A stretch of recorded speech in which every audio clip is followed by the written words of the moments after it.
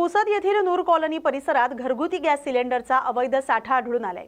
स्थानिक एलसीबी आणि पुरवठा विभागानं संयुक्त कारवाईत आरिफ मोहम्मद कच्ची यांच्या घरातून 40 सिलेंडर जप्त केलेत। तपासात आढळले की घरगुती वापरासाठी असलेले सिलेंडर मोठ्या प्रमाणात साठवून ठेवले होते, ज्यामुळे काळा बाजार किंवा अन्य अनधिकृत वापराचा संशय व्यक्त केला जातोय। संबंधित विभागानं सिलेंडर ताब्यात घेऊन कायदेशीर कारवाई सुरू केली। जिल्ह्यात अशा प्रकारच्या कारवाया पुढेही सुरू राहणार असल्याचं तहसीलदारांनी सांगितलंय।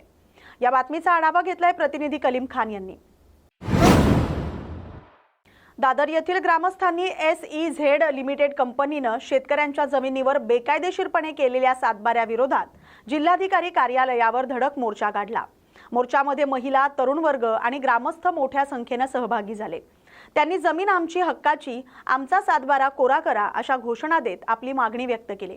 ग्रामस्थांचा आरोप आहे की 17-18 वर्षांपूर्वी शेतकऱ्यांकडून घेतलेल्या जमिनीवर प्रकल्प अद्याप उभारलेला नाही, तरीही कंपनीने त्यांच्या नावावर सातबारा नोंदवलाय। त्यामुळे ग्रामस्थांना विकासाचा मार्ग दिसत नाही। रायगड लोकसभा खासदार सुनील तटकरे यांनी मोर्चास्थळी भेट दिली आणि शेतकऱ्यांची बाजू ऐकली। त्यांनी विधानसभेत आणि लोकसभेत हा प्रश्न मांडून पाठपुरावा करण्याचं आश्वासन दिले। ग्रामस्थांनी चेतावणी दिली आहे की जर मागणीवर लवकरात लवकर निर्णय झाला नाही तर 23 मार्च रोजी तीव्र आंदोलन केलं जाईल। या बातमीचा आढावा घेतलाय प्रतिनिधी किरण बांधणकर यांनी। नेमका कशासाठी आणि काय नेमकी मागणी असणार आहे? दादर गाव ग्रामपंचायत दादर आणि दादर ग्रामस्थ शेती वाचवा समिती यांच्या माध्यमातून हा जो SEZने भूसंपादनाचे कायदे न पाळता भूसंपादन शेतकऱ्यांची शेतजमीन कंपनीच्या नावे केलेली जमीन ती मूळ मालकांच्या नावे शेतकऱ्यांच्या नावे होण्याकरता सातबारा कोरा करण्यासाठी हे आमचा दादरकरांचा मोर्चा आहे। आणि अनेक वर्ष ज्या भूमीत जन्मलो, ज्या भूमीत कर्म केलं, त्या कर्माचं फळं म्हणून आम्हाला आज या सरकारने गेल्या सरकारने आम्हाला असं वंचित ठेवून आम्हाला न्याय दिला नाही। शेवटी आम्हाला अन्याय होत असताना आम्हाला पर्यायाने आम्हाला नाईलाज असतो आम्ही आज हा मोर्चा काढला आहे। या मोर्चात जर आम्हाला न्याय मिळाला नाही तर याच्यानंतर 23 मार्च रोजी याच्यापेक्षा उग्र आंदोलन करू। याची शासनाने दखल घ्यावी। शासनाने दखल घेऊन आम्हाला आमचा सातबारा, शेतकऱ्यांचा सातबारा, शेतच्या नावे गेलेला सातबारा तो मूळ शेतकऱ्यांच्या नावे करावा, ही आमची मूळ मागणी आहे। आमचा हा दादर गावाचा जो मोर्चा हा अतिशय अभूतपूर्व आहे। आज आमच्या ह्या मोर्चामध्ये प्रत्येक कुटुंबातला किमान एक व्यक्ती उपस्थित आहे आणि तुम्ही पाहू शकता की ज्या संख्येने लोक आलेले आहेत त्याच्यामुळे हा विषय किती महत्त्वाचा आहे आणि शासनाची याची दखल घ्यायलाच हवी। आज या प्रकल्पाला जो सेसचा प्रकल्प आमच्या गावामध्ये आला होता त्याच्यामध्ये जवळजवळ 873 एकर जमीन याच्यामध्ये बाधित झाली होती, जी रिलायन्सच्या नावे चढलेली आहे। ती जमीन मूळ शेतकऱ्याला परत ही मिळालीच पाहिजे। का तर प्रकल्प रद्द होऊन 15 वर्ष झालेली आहेत। प्रकल्पाचा जो कालावधी असतो, सेसच्या जे प्रोव्हिजन्स आहेत त्या देखील बाद झालेल्या आहेत आणि आपल्या जमिनी या संपूर्णपणे शेतकऱ्यांना परत दिल्या गेल्या पाहिजेत। या प्रमुख एकमेव मागणीसाठी आपण इथे जमलेलो आहोत। आज आम्ही जिल्हाधिकारी कार्यालयावरती जाऊन आमची भूमिका स्पष्टपणे मांडणार आहोत आणि त्याच्या पुढच्या काळामध्ये जर आमची ही भूमिकेला जर त्यांनी योग्य तो न्याय दिला नाही तर अतिशय प्रखर आंदोलन आपण याच्यापुढे उभं करणार आहोत। देखील आजच्या आंदोलनात मोठ्या प्रमाणात सहभागी झाल्याचं दिसतंय, तर काय नेमकी महिलांची भूमिका आहे? सरकारला आमची एवढीच विनंती आहे की 1989च्या महापुरामध्ये आमची संपूर्ण जमीन उद्ध्वस्त झाली होती। तेव्हापासून आजपर्यंत 37 वर्षापर्यंत आम्हाला शासनाची कोणत्याही प्रकारची मदत मिळालेली नाही आहे। त्यामुळे आम्हाला नियमानं आम्ही ज्यावेळी SEZला आमच्या शेतकरी गरीब दुबळ्या शेतकरी ज्यावेळी आमच्या जमिनी दिल्या होत्या त्यावेळी नियम अटी शर्तीनुसार दिल्या होत्या, परंतु SEZ लिमिटेड कंपनीने नियमांचा उल्लंघन करता 12 वर्ष कायद्याने नियमानुसार 12 वर्षानंतर सुद्धा आजवर तिथे कोणत्याही प्रकारचा प्रोजेक्ट निर्माण झालेला नाही आहे। त्यामुळे भारतीय राज्यघटनेनुसार व सुप्रीम कोर्टाच्या आदेश नियमानुसार त्या जमिनी शेतकऱ्यांच्या नावे कायद्याने झाल्याच पाहिजे। तर आमचा हा सातबारा कोरा झालाच पाहिजे असं आमची सरकारकडे मागणी आहे आणि आमचा हा संघर्ष याच्या पुढेही चालूच राहणार आहे। आम्हाला जर आता तुम्हाला सांगायचं झालं तर हा आमचा आजचा संघर्ष नाही आहे, तर 37 वर्षापासून आम्ही संघर्षच करत आलोय। गेल्या 8 वर्षापासून ह्याच ठिकाणी जिल्हा अधिकारी न्यायालयाच्या समोर कार्यालयासमोर 21 मे 2018ला आम्ही 3 दिवसे आमरण उपोषण सुद्धा केला होता आणि याच्या पुढे सुद्धा आमचे संघर्ष चालूच राहतील. जोपर्यंत आमचा 7/12 कोरा होत नाहीये तोपर्यंत आमचे संघर्ष नेहमीच चालू राहतील. दादर एकजुटीचा मागणी आहे की आमचा 7/12 हा कोरा झाला पाहिजे, हीच आमची मागणी आहे. दादरगाव एकजुटीचा. प्रभारी जिल्हाधिकारी ब्रिजेश पाटील यांच्या अध्यक्षतेखाली नीती आयोगाच्या निर्देशांकावर आधारित जिल्हास्तरीय बैठक संपन्न झाली. त्यांनी सांगितले की सर्व विभागांनी संतुलित आणि शाश्वत विकास साधण्यासाठी इंडिकेटरवर लक्ष केंद्रित करून नियोजनबद्ध काम करावं. मुख्य कार्यकारी अधिकारी अर्पित चौहान म्हणाले की योजनांची प्रभावी अंमलबजावणी आणि सातत्यपूर्ण पाठपुरावा आवश्यक आहे. आरोग्य, शिक्षण, महिला, बालविकास, कृषी, पोषण, स्वच्छता आणि पायाभूत सुविधा या क्षेत्रातील इंडिकेटरचा नियमित आढावा घेऊन सुधारणा कराव्यात असं त्यांनी स्पष्ट केलंय. बैठकीत गेल्या तिमाहीतील अनेक निर्देशांकांमध्ये सुधारणा झाल्याची नोंद घेतली गेली. प्रभारी जिल्हाधिकाऱ्यांनी सर्व विभागांना पुढील काळात उद्दिष्टपूर्तीसाठी ठोस पावलं उचलण्याचे आणि इंडिकेटर सुधारण्याचे निर्देश दिलेत. बैठकीत विविध विभागांचे अधिकारी आणि स्वयंसेवी संस्थांचे प्रतिनिधी उपस्थित होते. या बातमीचा आढावा घेतलाय प्रतिनिधी भास्करराव गुडदे यांनी.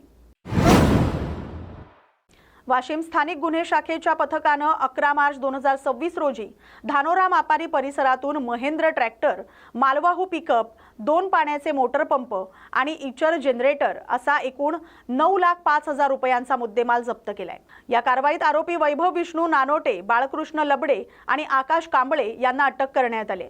कारवाईत तुषार ठाकरे, भूषण ठाकरे आणि शुभम चौधरी यांनी माहिती गोळा केली.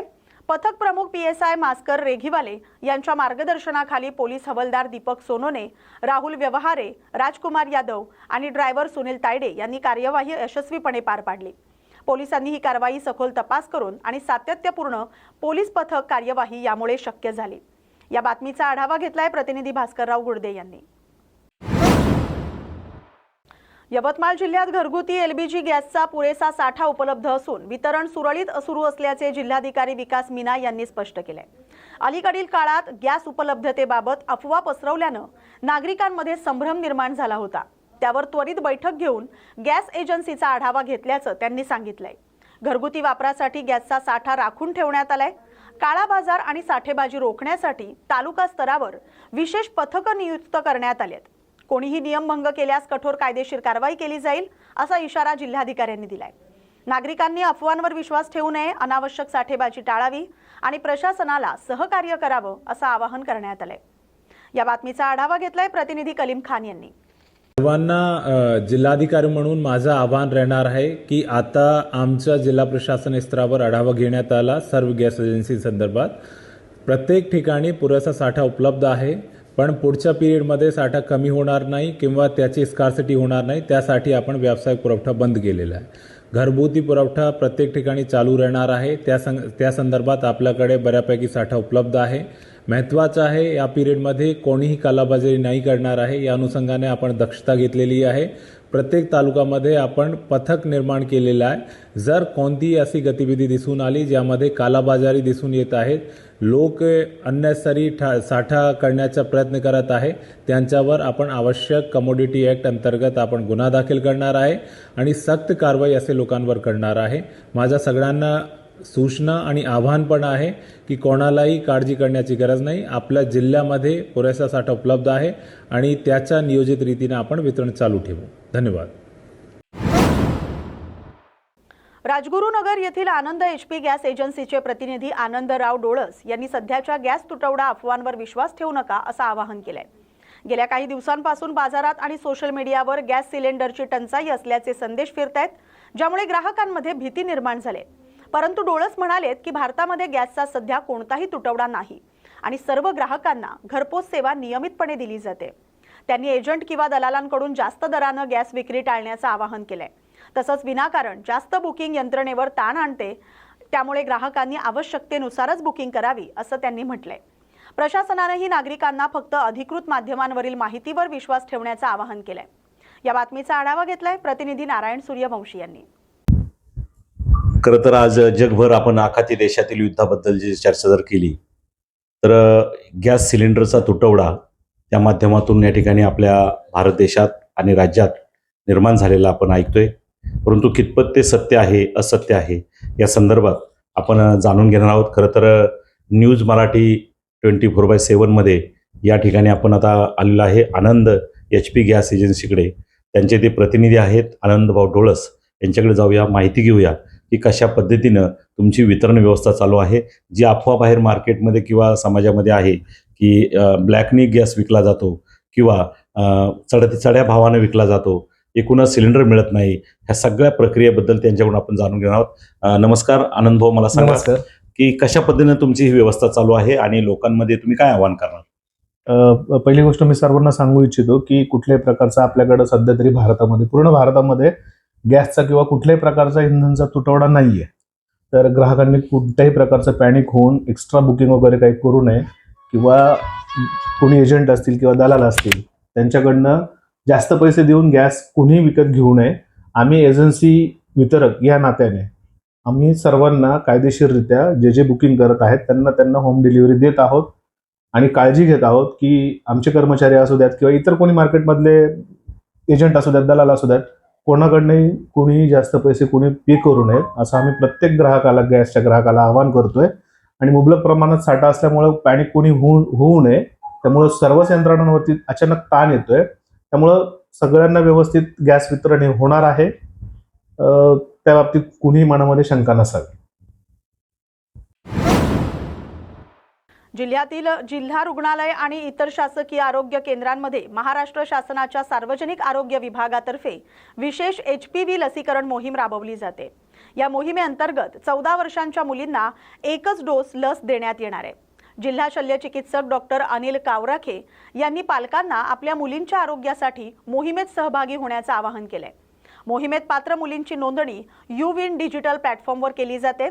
लसीकरणासाठी मुलींना उपाशी राहण्याची गरज नाही. पालकांची संमती अनिवार्य आहे. काही मुलींना लस अपवादात्मक कारणास्तव दिली जाणार नाही.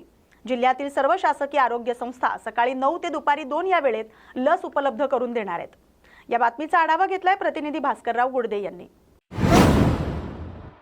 उमरगा तालुक्यातील आदर्श गाव जकेकुरवाडी इथं मुख्यमंत्री समृद्ध पंचायत राज अभियान अंतर्गत प्रचार आणि प्रसिद्धीच्या अनुषंगानं महाराष्ट्राची हास्य जत्रामधील सिने कलावंत पृथ्वीक प्रताप आणि शिवाली परब यांचा गाव दौरा भव्य संपन्न झालाय.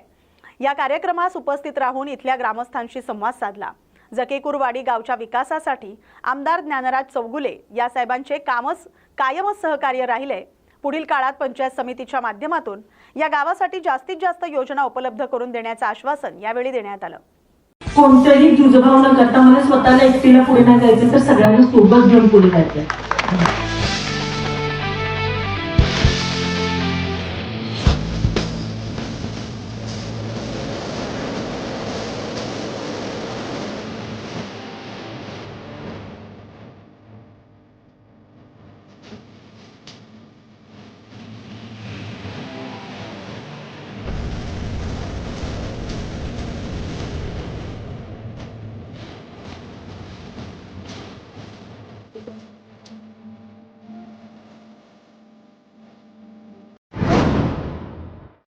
रायगड जिल्हा परिषद अध्यक्ष आणि उपाध्यक्ष पदांच्या निवडणुकीत अध्यक्षपदासाठी पनवेल तालुक्यातील केळवणे येथील भाजपचे मंगेश वाकडीकर यांची तर उपाध्यक्ष पदासाठी रोहा तालुक्यातील राष्ट्रवादी काँग्रेस पक्षाचे मधुकर पाटील यांची बिनविरोध निवड करण्यात आली.